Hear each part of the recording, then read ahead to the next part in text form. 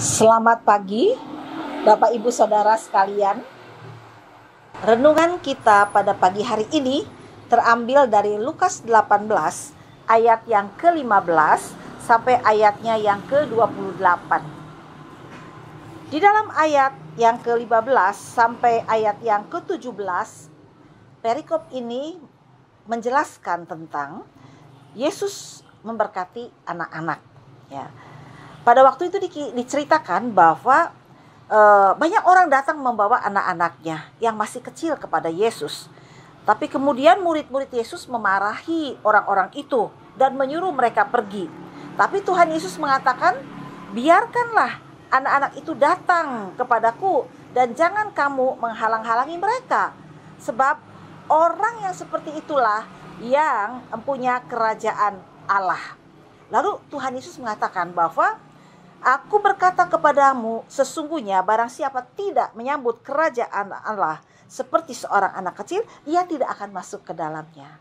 Jadi di sini kita melihat bahwa perumpamaan ini seorang anak kecil, ya, Tuhan Yesus mengatakan bahwa seorang anak kecil yang hanya bisa masuk ke dalam kerajaan Allah.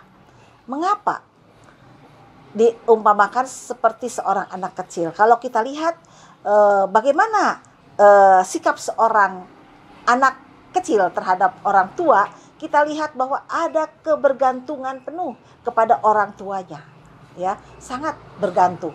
Dan kemudian juga ada kepercayaan yang penuh terhadap orang tuanya. Nah, jadi saya di sini melihat bahwa kalau kita ingin datang kepada Tuhan, kita juga harus memiliki sikap seperti seorang anak kecil, yaitu ada kebergantungan yang penuh kepada Tuhan dan juga ada kepercayaan yang penuh kepada Dia. Kemudian di perikop yang selanjutnya kita melihat bahwa di sini menjelaskan tentang orang kaya sukar masuk kerajaan Allah. Nah, dalam perumpamaan ini kita lihat bahwa di situ ada seorang pemimpin yang bertanya kepada Tuhan Yesus, "Guru, apa yang harus aku perbuat untuk memperoleh hidup yang kekal?" Lalu apa jawab Tuhan Yesus? Ya, katanya, kalau kamu ingin bisa masuk kepada kerajaan Allah, maka katanya jangan berzina, ya, jangan membunuh, jangan mencuri, jangan mengucapkan saksi dusta, hormatilah ayahmu dan ibumu. Kemudian kata orang kaya itu, "Wah, semuanya Tuhan, aku sudah lakukan," katanya gitu, ya. Lalu kata Tuhan Yesus, "Masih tinggal satu hal lagi yang harus kau lakukan. Jualah segala yang kau miliki dan bagi-bagikanlah itu kepada orang-orang miskin, maka engkau akan beroleh harta di surga. Kemudian datanglah kemari dan ikutlah aku." Nah, waktu orang kaya itu mendengar perkataan Yesus, maka dia sangat sedih. Kenapa? Karena kekayaannya itu sangat banyak, ya. Lalu Tuhan Yesus lihat, wah, rupanya sukar orang yang kaya, orang yang beruang itu masuk ke dalam kerajaan Allah. Nah, di sini kita lihat, ya, mengapa Tuhan Yesus mengatakan hal yang seperti itu, bahwa kalau mau mengikut Dia, maka dia harus menjual semua hartanya, meninggalkan itu semuanya. Bukan berarti bahwa dia tidak boleh memiliki uang, tetapi di sini Tuhan Yesus ingin menegaskan bahwa kalau mau ikut Dia, maka yang utama di dalam kehidupan seseorang itu haruslah yang namanya Yesus atau Tuhan itu sendiri, ya. Jadi Tuhanlah yang harus di atas segala-galanya. Jadi bukan hal yang bersifat materi, kekayaan, apa yang kita miliki. Kalau kita mau datang kepada Tuhan dengan sikap mengandalkan apa yang Dia miliki, apa yang menjadi kekuatan Dia, maka dia itu tidak bisa untuk bisa masuk ke dalam kerajaan Allah.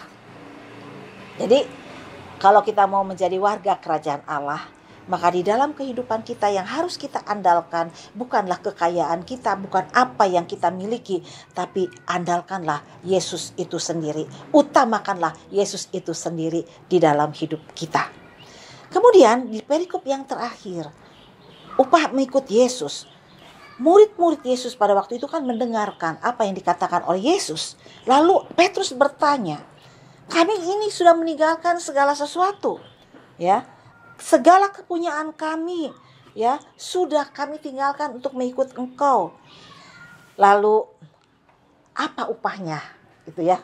Oh, Petrus bertanya.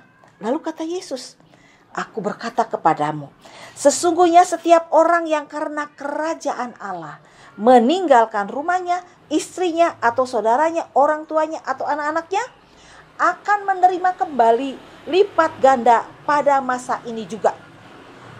Dan pada zaman yang akan datang ia akan menerima hidup yang kekal. Ya, jadi di sini kita lihat bahwa kan murid-murid Yesus memang sudah meninggalkan segala-galanya lah ceritanya ya. Dan mereka bertanya, jadi apa sih yang harus yang akan kami dapatkan, ya? Dan Tuhan Yesus memberikan janji bahwa kalau kamu ikut aku, meninggalkan segalanya itu dalam arti mengutamakan aku daripada yang lain, maka aku akan melimpahkan berkatmu berlipat kali ganda saat kamu hidup di dunia ini, ya. Tuhan sanggup memberkati kita. Tuhan sanggup memberikan kita materi. Tuhan sanggup memberikan kita kesehatan, kekuatan, perlindungan, pemeliharaan di dalam kehidupan kita.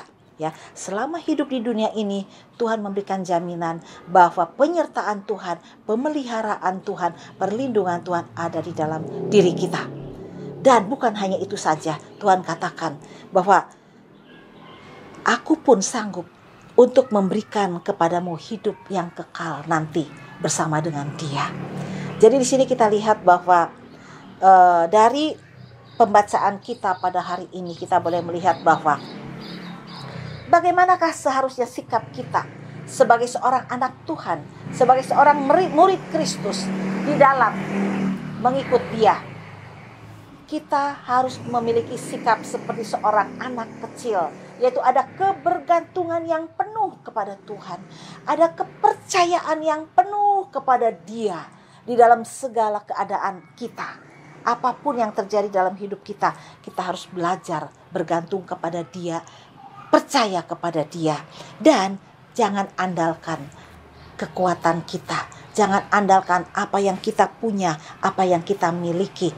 Tapi kita belajar mengandalkan Tuhan, mengutamakan Tuhan lebih dari yang lain.